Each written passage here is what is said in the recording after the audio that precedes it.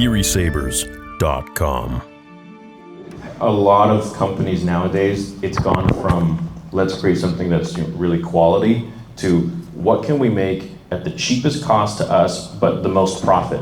And you can imagine the numbers that were thrown at me for saber companies that wanted me to endorse their brand or to even be the face of a new brand that was done by them for years. Good money. And I never did it because I knew, just like the Vader sponsorship thing, if I were to do that, then I'd be selling out, and eventually they would be creating something that wasn't what I wanted, and I need to be in full control, as expensive as it is to create something like that. So I think really if you balance the cost of making, so make sure it's a high cost for you, because then the product is going to be better most times, and then it's something that's at least somewhat affordable, but enough for you to make a profit so you can keep going. Yeah. That's very important. Is like it's a balance. I could have pumped and dumped. I could have made a one-off Theory Sabers, and everyone would have bought it the first time, and it would have been shit. And I never wanted that, because you want repeat customers, and that's the same thing that I felt with Master Replicas. Is I wanted that whole collection, all of them. Yeah.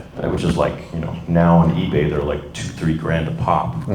Which is crazy, but I think that's the most important thing when it comes to collectibles, is making something where you want to buy again. You have to really want it, and it has to feel good the whole way. You want the consumer to be filled with good feelings. Definitely think there's a lack of that consideration in a lot of our world, but it's like how you want your husband or wife to be, right? Right. Forever, right? So you want it to look good forever. You want to be good forever. Kick the tires before you make that purchase. There you go. Yeah. So we just want quality, and I think in today's corporate world where movies and shows and products are just trying to make a buck and capitalize, I fell for it too so many times. Well, to your point, fans might start making collectibles, and they might be legit. Yeah.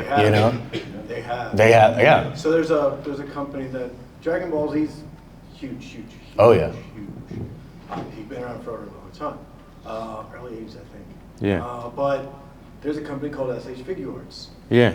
Really expensive, but Yeah. they make good product. Right. Expensive. I love SH Figures. Dude, There's a fan company that came out recently, Beast Deities. Okay.